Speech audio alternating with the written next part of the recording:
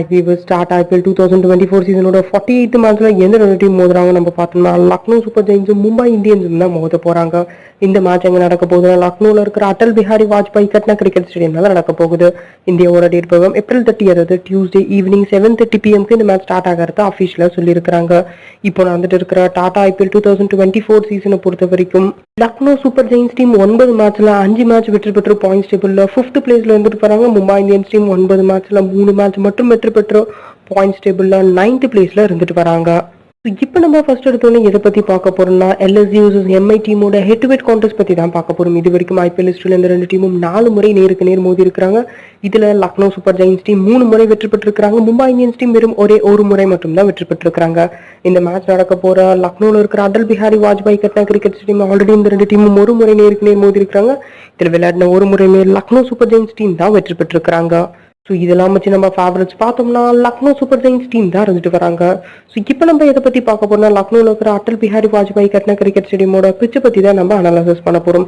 இந்த பிச்சை பொறுத்த வரைக்கும் ஒரு சைடு ஸ்கொயர் பவுண்டரி 76 மீட்டர் லாங்ல இருக்கும், இன்னொரு சைடு 69 மீட்டர்ஸ் தான் இருக்கும். பட் ஸ்ட்ரைட் பவுண்டரிஸ் பொறுத்த வரைக்கும் 81 மீட்டர்ஸ் லாங் வந்து இருந்துட்டு வருது. இது மட்டும் இல்லாமல் இந்த கிரவுண்ட்ல அவ்வளோ டியூ வராதுன்ற காரணத்தினால் டாஸ் வெற்றி பெற டீம் தாராளமாக ஃபர்ஸ்ட் எடுத்த உடனே பேட்டிங் ப்ரிஃபர் பண்ணி நல்ல ரன்ஸ் ஆன் தி போர்டு அவங்க ஸ்கோர் கார்டில் வைக்கிறதுக்கு நிறையவே வாய்ப்புகள் இருக்குது. இது வரைக்கும் இந்த கிரவுண்டில் 11 T20 டொமஸ்டிக் மேட்சஸ் நடந்திருக்கு. இதில் ஃபர்ஸ்ட் பேட்டிங் விளையாட டீம் 6 முறை வெற்றி பெற்றிருக்காங்க. செகண்ட் பேட்டிங் விளையாட டீம் 5 முறை மட்டும் தான் வெற்றி பெற்றிருக்காங்க. ஆவரேஜாக ஃபர்ஸ்ட் இன்னிங்ஸ் டார்கெட் இந்த கிரவுண்டில் 165 ரன்ஸ் ரெஜிஸ்டர் ஆகிருக்கு. பட் இப்போ நடந்துட்டு இருக்கிற டாடா IPL 2024 சீசனை பொறுத்த வரைக்கும் மினிமம் 200 ரன்ஸ் ஃபர்ஸ்ட் இன்னிங்ஸ் விளையாடக்கூடிய பிளேயர்ஸ் வந்து ரெஜிஸ்டர் பண்ணுவாங்கன்னே நம்ம எதிர்பார்க்கலாம்.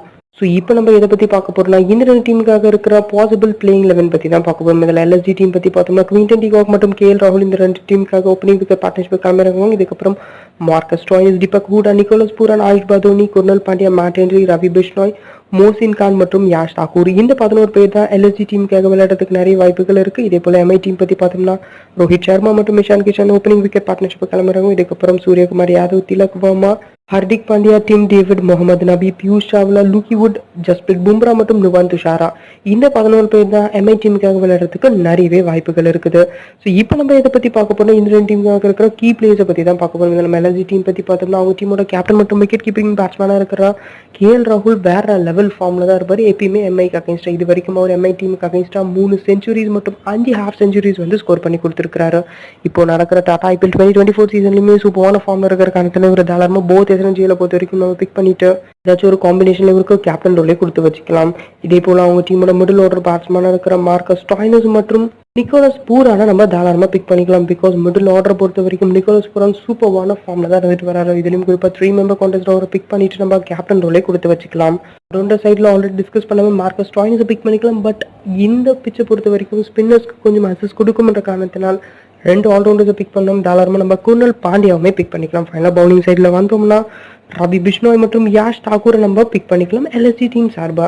இதே போல நம்ம MI டீம் பத்தி பார்த்தோம்னா அவங்க டீமோட ஓப்பனிங் பேட்ஸ்மேன் இருக்கிற ரோஹித் சர்மாவை நம்ம கண்ணை மூடிட்டு பிக் பண்ணிக்கலாம். போத் SNGல பொறுத்த வரைக்கும் இதுலயும் குறிப்பா GL ஏதாச்சும் ஒரு காம்பினேஷன் இருக்கு VC ரோல் வந்து கொடுத்து வச்சுக்கலாம். மற்றொரு ஓப்பனிங் பேட்ஸ்மேன் இருக்கிற இஷான் கிஷான்மே இப்போதைக்கு ஃபயர் பவர் இன்னிங்ஸ் கொடுக்கறதால 3 மெம்பர் கான்டெஸ்ட்ல அவரை பிக் பண்ணிட்டு கேப்டன் ரோல் கொடுத்துக்கலாம்.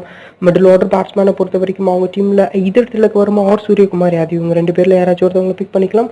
3 மெம்பர் கான்டெஸ்ட் பொறுத்த வரைக்கும் நீங்க திலக் வர்மாவை பிக் பண்ணிக்கோங்க. GL பொறுத்த வரைக்கும் நீங்க சூரியகுமார் யாதவ் தாராளமா பிக் பண்ணிக்கலாம்.